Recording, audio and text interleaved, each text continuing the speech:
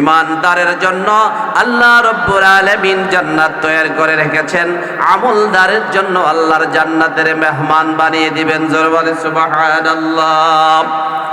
কোরআনে কারীম আল্লাহ রাব্বুল আলামিন বলেন, ইন্নাল্লাযীনা আমানু ওয়া আমিলুস সালিহাতি কানাত লাহুম জান্নাতুল ফিরদাউসি নুজুলা।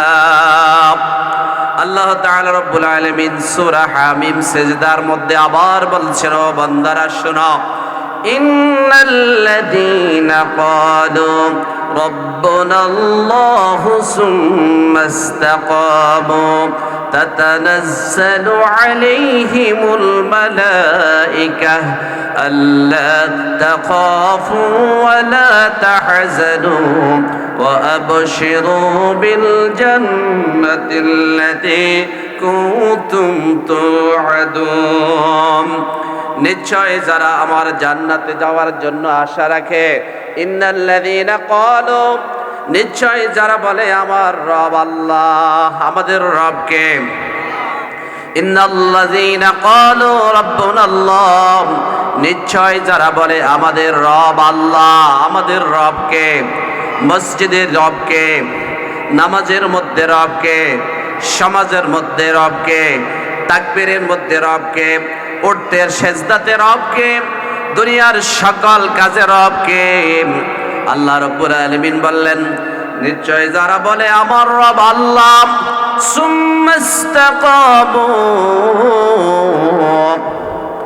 আর এই কথার উপর অটল থাকে, অবিচল থাকে, মজবুত থাকে, দৃঢ় থাকে, আল্লাহকে রব হিসাবে মেনে নিয়েছেন।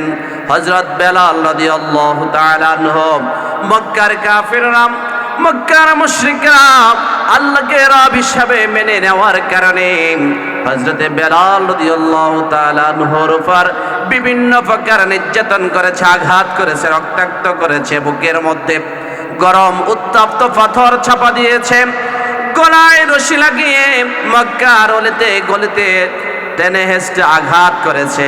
ওই বেলালের মুখ দিয়ে একটি মাত্র শব্দ বের হয়েছে, আহাদ আহাদ আহাদ, আমার রব এক আল্লাহ, আমার রব আল্লাহ ছাড়া অন্য কেউ হতে পারে না।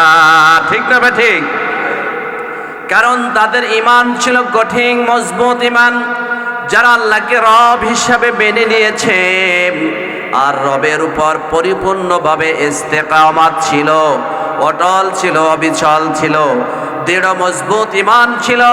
কারণ যারা আল্লাহকে রব হিসাবে মেনে নেয় তাদের উপর পরীক্ষা আছে না নাই? আরো জোরে বলেন, পরীক্ষা আছে না নাই? পরীক্ষা আছে কার? যে ব্যক্তি ছাত্র, ইউনিভার্সিটির ছাত্র, কলেজ ছাত্র, তার পরীক্ষাও, আর যার ছাত্র নয় তার পরীক্ষাও। একজন ইমানদারের জন্য পৃথিবীর প্রতিটি মুহূর্ত পরীক্ষা হলো।